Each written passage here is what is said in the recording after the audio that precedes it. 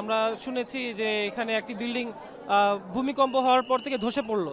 তো আমরা এখানে সেবা দেওয়ার জন্য আসছি। আমাদের এখানে স্কাউট সহ বিভিন্ন সংস্থা, রেড ক্রিসেন্ট ওনারা আছে, ওনারা হচ্ছে সেবা দিয়ে যাচ্ছেন।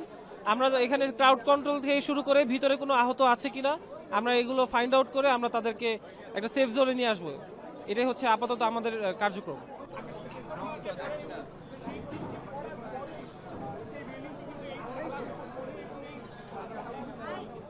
কষাই দোকানের মাংসের দোকানের উপরে সানসেট এর উপরে পড়ছে।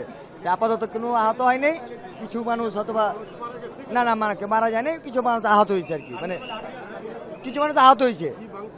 ওই ওই যে দোকানদারের সানসেট সানসেট সানসেটটা মানে উপর থেকে ওয়ালটা ভেঙে ভেঙে পড়ে গেছে সাথে সাথে সাথে সাথে।